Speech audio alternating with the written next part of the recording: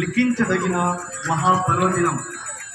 నేడు ఈ చావుపాడు గ్రామం నుండి మరియు ఈ విచారణ నుండి డీకన్ బ్రదర్లు చిల్కా రవీంద్ర దేవుడు మన పీఠానికి ఎన్నుకున్న మహోన్నతము అత్యద్భుతమైన కార్యభార్యాన్ని తన భుజస్కంధాలపై ఉంచబోతున్నారు. సుదీర్ఘమైన తన శిక్షణ కాలంలో గురుత్వాన్ని గురించి సంపూర్ణ జ్ఞానాన్ని ఆర్జించారు.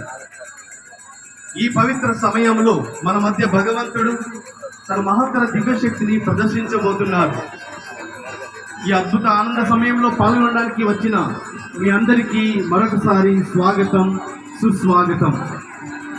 ఈ శుభ తరుణంలో మన మధ్యకు వేరు చేసిన గుంటూరు పీఠాధిపతులు మహాఘంట వహించిన శ్రీ శ్రీ శ్రీ చిన్నాబతిని బాగయ్య తండ్రి గారిని ప్రత్యేకంగా మన హృదయాలతో ఆహ్వాన పలుకులు పలుకుతూ స్వాగతం, సుస్వాగతం, ఘన స్వాగతం.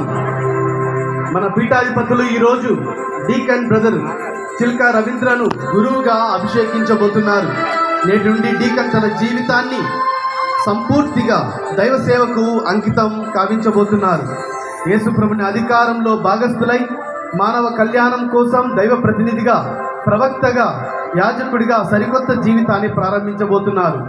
నేటి నుండి క్రీస్తునాథుని రాజధర్మంలో, ప్రవచన ధర్మంలో, యాజక ధర్మంలో పాలు పంచుకుంటూ ఆయన ప్రతినిధిగా దైవరాజ్య స్థాపనకు కృషి చేయబోతున్నాడు.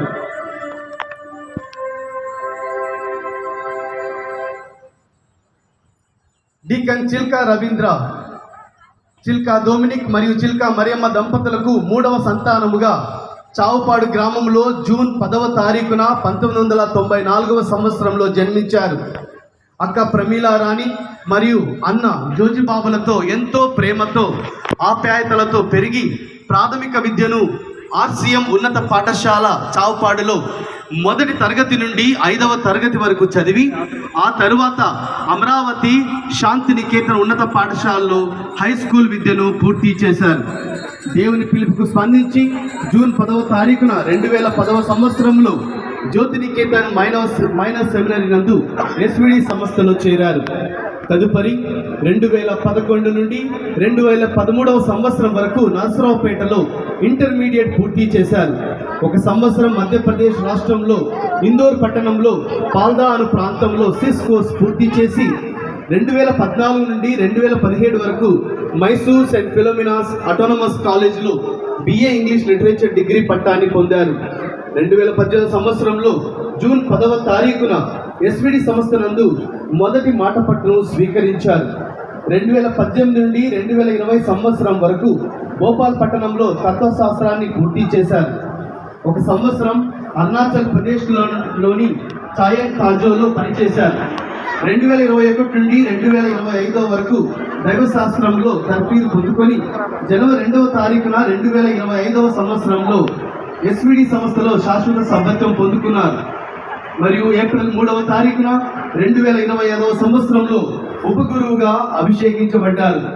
ఈ శుభ తరుణంలో మన మధ్య వేరు చేసిన గుంటూరు పీఠాధిపతులు మహాఘంట వహించిన శ్రీ శ్రీ శ్రీ చిన్నాబతిని బాగయ్య తండ్రి గారికి, అదేవిధంగా Gurushri Nagoth Anand SVD the provincial superior of India Hyderabad province వారికి ప్రత్యేకంగా స్వాగతం పలుకుతాం. వీరందరితో పాటు ఇక్కడ విచ్చేసినటువంటి గురువులకు, కన్యాస్త్రీలకు, క్రైస్తవ సహోదరి సహోదరులందరికీ స్వాగతం, సుస్వాగతం. ఇప్పుడు మన యొక్క గాయక బృందం స్వాగత గీతం ఆలపిస్తుండగా మనం ఈ యొక్క పూజా బలిని ఆరంభించాం.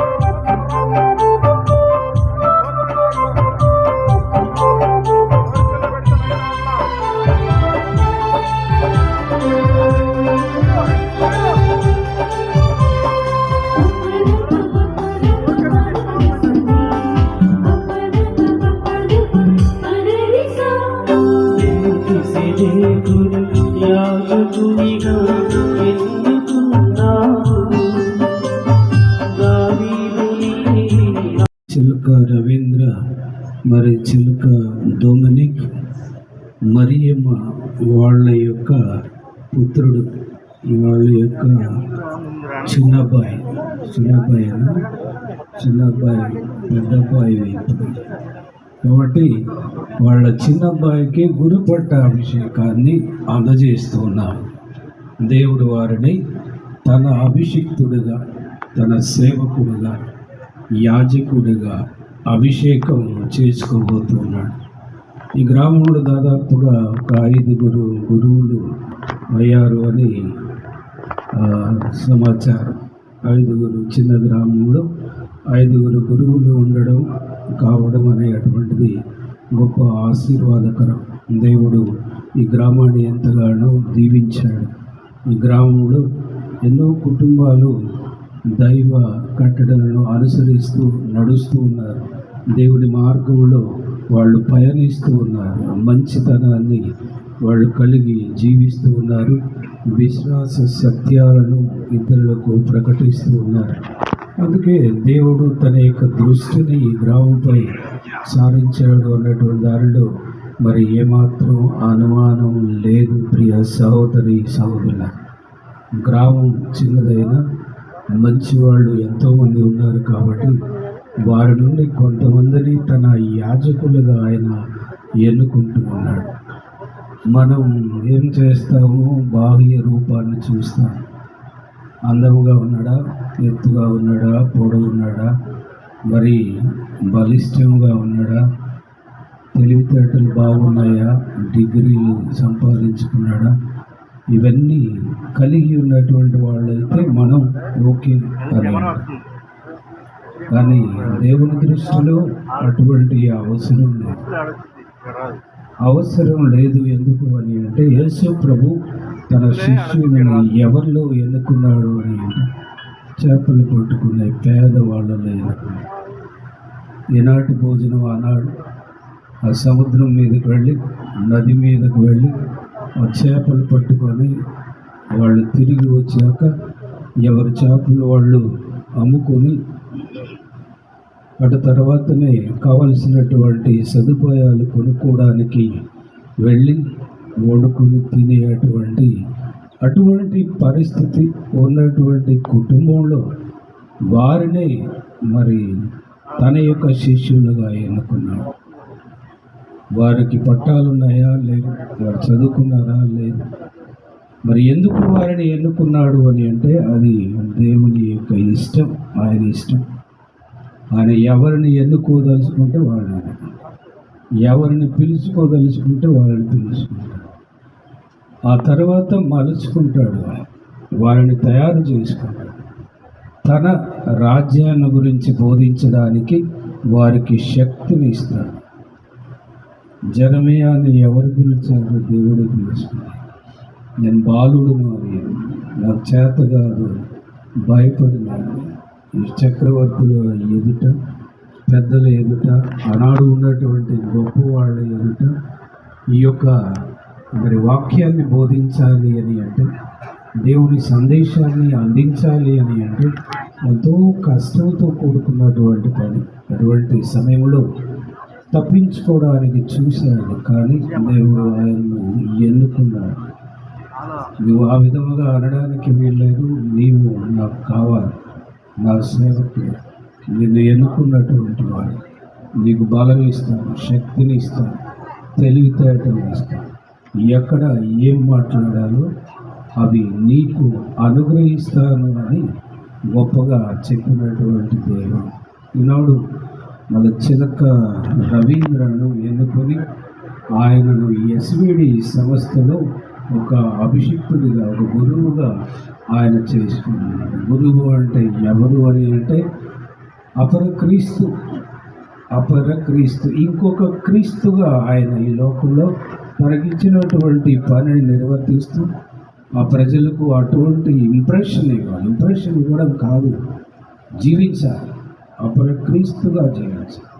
ఆయన బోధ ఆ బైబిల్ గ్రంథ బోధ, ఆయన జీవితం ఆ బైబిల్లో రాయబడినటువంటి క్రీస్తు ప్రభు యొక్క జీవితం. ఆయన మిషన్ ఆయన నలుమూలల ఈ ప్రపంచ నలుమూలల వెళ్ళి బోధించమని తెలియజేసినటువంటి మిషన్ బాధ్యత, ఆ పని, అది ఆయన నీకు అప్పగిస్తున్నాడు. ఎస్విడి సంస్థ, సొసైటీ ఆఫ్ డివైన్ వర్డ్. ఈ యొక్క సంస్థలో ముఖ్యంగా వాళ్ళు దేవుని యొక్క వాక్యాన్ని బోధించాలి. దైవ వాక్కు, దేవుని వాక్కు అందరికీ తెలియజేయాలి. అందరినీ ఆధ్యాత్మిక పదములో నడిపించాలి, అభివృద్ధి చేయాలి. సామాజికంగా కూడా అనగారినటువంటి ప్రజలను వారిని మరి స్వేచ్ఛను కల్పించాలి, వారికి హోదాను కల్పించాలి. అందరూ కూడా మానవులే అన్నటువంటి సత్యాన్ని వాళ్ళు తెలియజేయాలి. అంతేకాదు, ఈ సంస్థ వాళ్ళు పనిచేస్తూ ఉన్నటువంటి ప్రాంతాలను 1932 సంవత్సరం నుండి చూసినట్లయితే వాళ్ళు మరి central India, north India, east India, మరి ఈనాడు సౌత్ ఇండియా కూడా వాళ్ళు ప్రయాణం చేసి ప్రబలిపోయి వాక్యాన్ని అందిస్తున్నటువంటి సందర్భాలు. కాబట్టి వాళ్ళ యొక్క పని వాక్యం అందించడం, వారి యొక్క పని ఆధ్యాత్మిక చింతన తీర్చడం, వారి యొక్క పని మరి తెలివితేటలను బోధించడం, విద్యను అందించడం, వారి యొక్క పని చైతన్యాన్ని తీసుకురావడం ప్రజల్లో, మరి ముఖ్యంగా ట్రైబల్స్ వాళ్ళలో చైతన్యాన్ని తీసుకురావడం, అక్షరాభ్యాసం చేయడం, జీవితాన్ని బోధించడం, జీవితంలో ఏ విధముగా మరి దేవునికి ఇష్టమైనటువంటి విధంగా జీవించాలో బోధించడం అనేటువంటి దాన్ని ఈ divine society of divine word, SVD సంస్థ వాళ్ళు మరి బోధిస్తూ ఉన్నారు. కాబట్టి ఈనాడు ఈ ఎస్విడి సంస్థలో ఒక గురువు అధికముగా మరి ఒక సంఖ్యను సంపాదించుకోబోతూ ఉన్నాడు. ఎంతమంది ఉన్నారో మరి మరి మన నాగోతు మరి కిరణ్ ఆనంద్ అడిగితే మరి నేను లెక్కలు చూసి చెప్తా ఉంటాడు, గబుక్కులు చెప్తాడో తెలియదు. కానీ మరి వాళ్ళ సంఖ్య చెప్పాలి అంటే లెక్క వేసుకోవాలి. లెక్క తప్పితే మరి వాళ్ళ సంఖ్య పొరపాటు అవుతుంది. ఎంతోమంది, దాదాపు 100 మంది, 1000 మంది ఉన్నారు. 6000, 6000 మంది వాళ్ళ సభలో పనిచేస్తున్నారు. దేవుడు ఎక్కువగా దీవించాడు, ఆశీర్వదించాడు. అటువంటి సంస్థను ఎన్నుకున్నటువంటి నీవు ధన్యవాదం. ఎందుకు అని అంటే వాక్యం బోధించాలి. ఆ వాక్యం బోధించడానికి వాక్యమైనటువంటి ప్రభువే మానవుడై, వాక్యం నుండి మార్పు చెంది మానవుడై ఈ భూలోకాన్ని, ఆ వాక్యం గురించే మళ్ళీ నీవు ప్రజలను బోధించాలి. అది నీ యొక్క బాధ్యత. ఈనాడు మీ సంస్థ వాళ్ళు కూడా ఎంతో హ్యాపీగా ఉన్నారు. ఎందుకు అని అంటే నీ యొక్క రాకడికి వాళ్ళు స్వాగతిస్తూ ఉన్నారు. వాళ్ళు ఆ సభలో ఎంతో హ్యాపీగా ఇంకొక గురు, ఇంకొక పరక్రీస్తు మాలో ఉద్భవించనున్నాడు ఈనాడు అని హ్యాపీగా వాళ్ళు పొంగిపోతూ ఉన్నారు. కావున ఈ పూజలో ప్రత్యేకంగా మనం ప్రార్థించుకుందాం. దేవుని దీవెనల కోసం ప్రార్థిస్తాం, ఆయన ఆశీర్వాదాల కోసం ప్రార్థిస్తాం.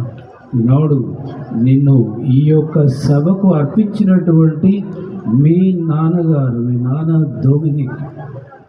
డొమినిక్ సావియో గారుగా, డొమినిక్ సావియో అంట. కాబట్టి మరి మరియమ్మ గారు ఎప్పుడు ప్రతి ఒక్కరు తలంచుకునేటువంటి వాళ్ళే, మంచి నామాలు కలిగి ఉన్నటువంటి వాళ్ళు, ఈ కుమారుడికి విద్య అందించినటువంటి, ఆధ్యాత్మిక సంతృప్తిని కలుగజేసినటువంటి వాడు, ఈ సత్యోపదేశాన్ని నేర్చుకోవడానికి అవకాశం కల్పించినటువంటి వాడు. తల్లిదండ్రులుగా మీరు మొట్టమొదటి మరి ఈ యొక్క విద్యాలయంలో, కుటుంబ విద్యాలయంలో క్రీస్తు గురించి బోధింపబడినటువంటి వాడు మీ యొక్క కుమారుడు. మరియమ్మ అయినటువంటి వాళ్ళమ్మ, డొమినిక్ అయినటువంటి నీవు, వాళ్ళమ్మ దేవుని యొక్క తల్లి గురించి ఎన్నో బుద్ధి మాటలు చెప్తూ ఉంటారు. నీవు దేవుని యొక్క పునీతుల గురించి, డొమినిక్ ఎటువంటి పునీతుడో ఆయన గురించి తెలియజేసినటువంటి వాడు. అందుకే ఈ కుమారుడు ఈనాడు హ్యాపీగా సంతోషంగా గురువుగా అభిషేకింపబడబోతున్నాడు. కావున మీకు దేవుని ఆశీస్సులు అందజేస్తున్నాను. దేవుని యొక్క ఆశీర్వాదాలు మీకు దయచేస్తున్నాను. God bless you.